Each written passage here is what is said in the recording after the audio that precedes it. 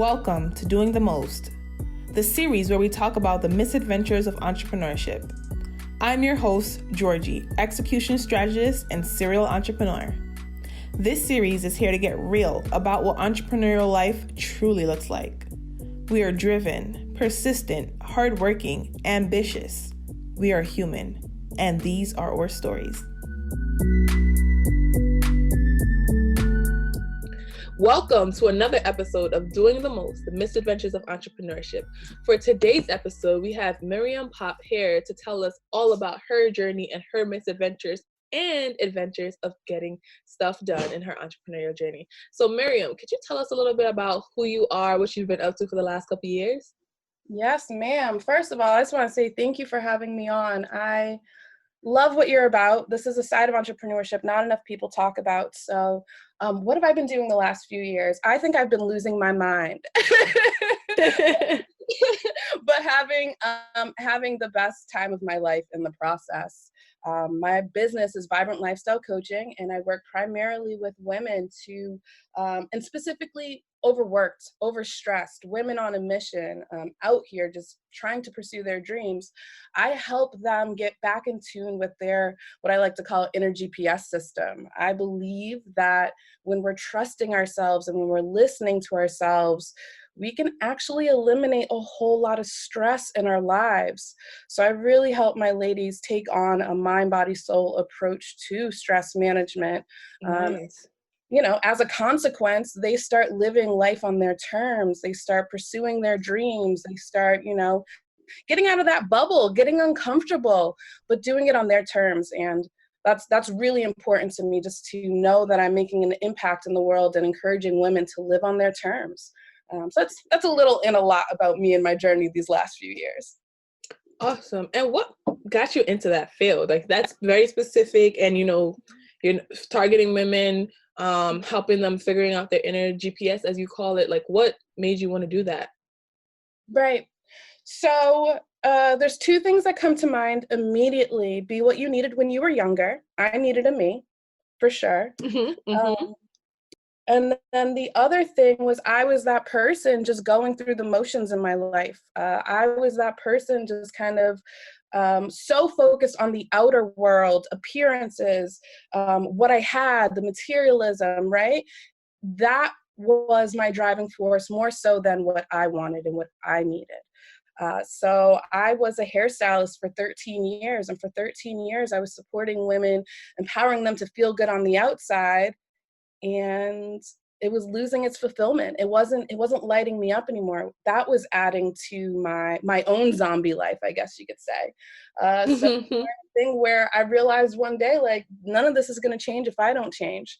And so that's why I started doing my own work that then led to starting my business. Nice. And was there like a crucial point that said, this is it, I can't be doing this no more, and then like that shift, that like crucial moment that made that shift? Or was it like a series of moments? And could you talk a little bit about that? Yeah, I definitely would say it was a series of moments, things just adding up. I would there was a really bad breakup. I was finding myself in the same fuck shit with these same stupid boys. And it was like, wait a minute. This is not about to get any better. It can't always be their fault. What is it about me? Where am I? Where do I need to grow more, So I would say, like, that was one area of my life that after a big breakup, things just kind of, okay, we got to get it together. And then from there, it was the kind of thing where I realized my job wasn't feeling good anymore. And then I guess if there was really that big moment, I just kind of woke up one day. It was Mother's Day 4 years ago, and I was exhausted. I was tired. I was wiped out. I don't even have kids, but I was about to say, oh, you have some children. Like, oh. No.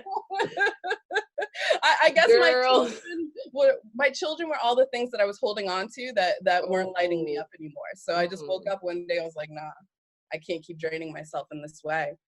I like that. Yeah, I basically burned my life down, is what I say. And I moved across the country. I had quit my job. And that's really when I just started really just listening to Miriam and what she needed. And what was that? Freedom.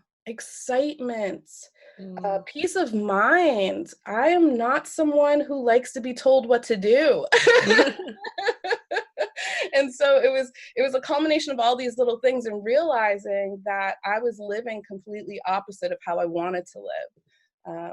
I currently live bi-coastal. I live in Massachusetts some of the year. I live in California the rest of the year. That's not typical. No one around me was doing that. No one in my world was living on their terms like that. And so it was the kind of thing where I had to start listening to Miriam and saying, look, it doesn't matter if I'm not seeing myself in the world. I have to be that thing that I want to see. Okay, and then what was the first thing you built? Once you realized you had this realization, you moved across country, what was that first thing that you did to start building this new company that, that you're working with right now? Girl, I feel like I did what everyone does, and I'm like, I got to build a website. I need a website. So it was probably one of the first things I did when it was like, okay, time to start creating this business. Got my website up, created a Facebook page, even got a business coach, and quickly learned that did not mean I was about to have a successful business in 6 months. Y'all, I heard it here. That's not how it happens. There's a lot more to the process. Could you talk a little bit about like what work did you have to put in to really get to the point of where you are now? Okay. I like to say that becoming an entrepreneur, really believing in your dreams and your vision, the key component of that is going on a spiritual journey. There's no way you can be committed to your business and not also in the same time break down inner walls, break down these ideas of who you were. What got me here today is really tuning in and listening to myself and doing what looked scary, but also made sense to me and my business, instead of buying into a lot of this talk of 6 figures in 6 months, and this is how I did this. And instead of listening to all these other people and just really listening to myself, is when entrepreneurship got easy and got exciting and got fun. But before that, when I was trying to follow everyone else's blueprint and their highlight reel, it was a hot mess. Yeah, definitely. And I really like what you said about like listening to your own journey. You could take inspiration from other people's journey. And, that's what this podcast is here to do as well. And you could take, insight or information. You could take what you can, but at the end of the day, that was that specific person's journey and their steps and the things that their experiences and life knowledge that allowed them to experience it in that way. And you could take those same exact steps that they took to the T, and your results will be completely different. You may not get even 1 figure in the 6 months. And so just understanding that you have to take what is meant for you and then apply it in a way that it makes sense for your life and your journey and your entrepreneurship and your company. Because if you take it just by the book, it's not like a standardized test. You could both circle C and your answer will be wrong and their answer will be right. And just understanding that, I think, is essential from like as early as possible. Yes. And that's not to say, don't take up that course that person's offering or that coaching or that mentoring, because those are very important. But again, it's still going to be from their perspective and through their experiences. So just know that whole entire thing step by step is not going to work exactly for you, but parts of it you can use to then impact the success and how well your business and your output of that information does well. So I want to shift the conversation a little bit, right? Yeah. So throughout that process of figuring out what you needed to do for your business and like what you were trying to start up, and you created the website, but what started happening as like misadventures? What started turning out completely different than you ever expected it to? Yeah. So this is a beautiful question. And I go through this a lot with the members of my Hustle and Flow group. There are also other entrepreneurs, but it's it's reminding them that they're going to have more losses than wins. It's just that the wins are going to outshine those losses more than you can imagine. I feel like so much more has gone wrong than has gone right in my business, but what has gone right has been mind blowing, that kind of thing. So I can remember actually 2 years ago today, I led my first in-person workshop and it was amazing. It came out so well. The women were talking about it for weeks. I was so pumped up, so jazzed up. And so then I was encouraged to bring it to a few more cities. Okay, all right, let me do that. I was already traveling to visit friends, so I tried to lead another workshop in another city and it completely bombed. Completely tanked. Oh my gosh, like no one signed up, no one was there, like nothing. And it affected my self-confidence more than I ever thought it could. Like even the fact that I'm talking about this right now, I'm like, oh wow, like I must have healed from that moment to talk about this. But that was definitely I would say that was a turning point. It was a pivotal turning point. That misadventure, that workshop being a complete bust actually forced me to show up bigger in other areas of my business because not being a success was not an option. I like that. Not being a success was not an option. So you Right. made sure like the only option on the plate was to get it done and be successful and do what you needed to do to scale up your business to the next level. So like I really like that. Exactly. Because look, like I could have let that misadventure keep me stuck. I could have stayed in that pain and in that moment and thinking I was a failure. But instead it was like failure is not an option. What can I do? Where am I excelling in my business? How can I do more of that? And that was really a big turning point 2 years ago that shifted everything. My that misadventure may have tanked, but myself as a entrepreneur, I grew tenfold from that experience. All right, and could you give us like an example? Like, what did you learn from that experience, and what did you do to apply it in your company? And you mentioned a little bit about your company and what you guys do in the beginning, but can you dive a little deeper of like what does that look like? Like, what does like a package look like, and how did you apply that lesson to the services that you offer your clients? Okay. So you gave me a lot right there. So I'm going to try. I'm hoping that I covered everything. Yeah, just do your best. Do your best. So one of the things when I did take the time to look back on the workshop and what didn't work out, I realized I didn't show up enough for it as far as the marketing. So when I proceeded to do things differently in my business, I started showing up in ways that I hadn't. I had all sorts of ideas for things like a weekly Facebook live show called Vibe Talks. I had all these ideas for things, but until that moment, I wasn't implementing them. So that was the moment where I was like, okay, no, these ideas have to come to life. So I started going live more. I started doing free sessions more, just really building up my community and my visibility. That was one thing that was not there beforehand, before my misadventure. So that was a big point there, and something that I do bring to the women in my Hustle and Flow group.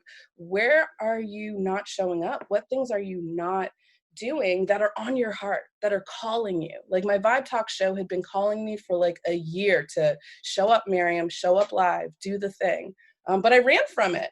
So it was after that misadventure that I was like, no, we're showing up. Failure is not an option. Not continuing is not an option. And so that was one of those big things that really changed the game for me and helped me build my community and up my visibility, was showing up live and doing those scary things. In my business, Vibrant Lifestyle Coaching, I mentioned I do one-on-one coaching, there's group coaching. I also have a bunch of digital products. So different price points for people to get in how they fit in, right? This way, I believe everybody deserves healing. Everybody deserves support. Your income, your price point shouldn't affect that. So that's why I've created these digital products. So people can, if you can't afford my one-on-one, that's fine. Here are these products. If you can't afford the one-on-one, guess what? You're still getting those products. But it's really those digital tools, ebooks, digital courses, meditations that I've created that really help kind of get the word out there more. And that's one of my big ways of making sure I'm impacting and supporting as many women as possible. I can't remember your other questions. Was there anything I didn't answer at this point? No, it was just about like, how you kind of answered it in both, but it was just how did you apply like the lesson that you learned? You mentioned that. So that's really great. And what are some trends, right? Since you focus on women, we're both women. What are some trends that you've seen that specifically impact your so your clientele are entrepreneurs primarily, or folks that are trying to do their own business, correct? That is one section of my business. I have three basically signature programs, and one of them is specifically for entrepreneurs. So I work with entrepreneurs, I work with women who are trying to develop a healthier lifestyle, and then I work with women as far as developing their own spiritual self-care. How are they taking care of their inner world? So a little bit of everything is going on there. All right, sounds good. And so like my question would be, what type of trends do you see? Because even though there are three different groups of women, what kind of trends have you seen like that lie primarily among the women that you work with, whether it's like in their day-to-day life, in their work life, and how they talk? Just what kind of trends do you see that are kind of holding women back from being great? A lot of fear. There's a lot of fear, and fear that isn't even relevant to their world right now. It may have been something that happened 10 years ago that they're still holding on to.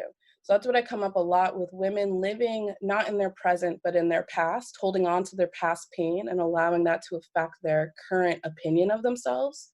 So there's the fear, and a complete lack of trust for themselves, lack of trust for the world they live in, lack of trust that they can overcome. It's almost like I see that my clients have gone through things in their life before working together. They've overcome those things, but they don't allow those things they've overcome to actually empower them to keep moving forward, if that makes sense. Mm.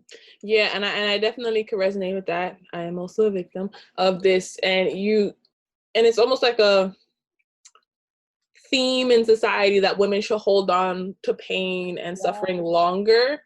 Like if yes, they release it too soon, oh, whoa, what's wrong with you? Like, a woman that gets divorced, if she's out dating yeah, soon, oh my God, she this and that and blah blah blah. Oh, a woman that her husband passed, or if she a woman that has kids and she's back at work, oh whoa, why are you doing this? So there's like this trend of, if something happens, you're supposed to sit in it longer than you need yes, to, yes, versus getting over it when you're ready. And if you're ready and you're to move on, fine. If somebody else needs 3 years, that's also fine, and they could figure out ways to get across it faster, so that way they could improve. But if it's not really individualized, versus like a man could do whatever, you know what I mean?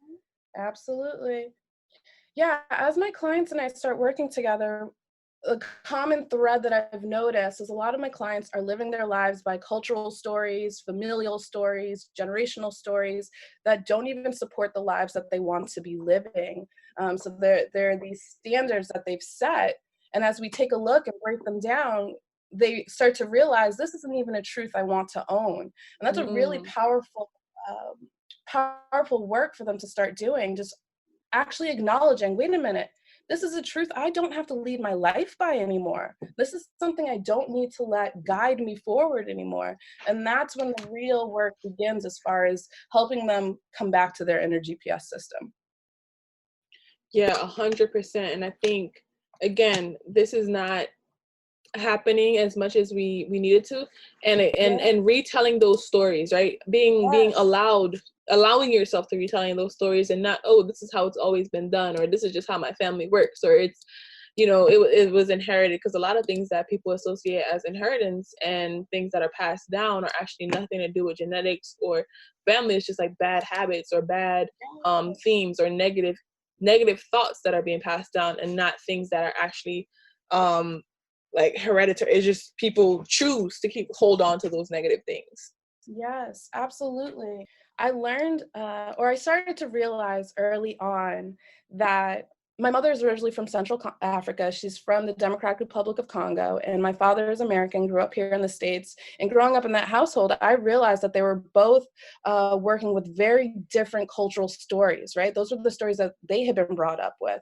And so then in turn, myself growing up and dealing with these two completely different ideologies, it wasn't until my 20s that I actually realized, oh wait, these conflicting stories that I've been trying to live life by, it's not working for me.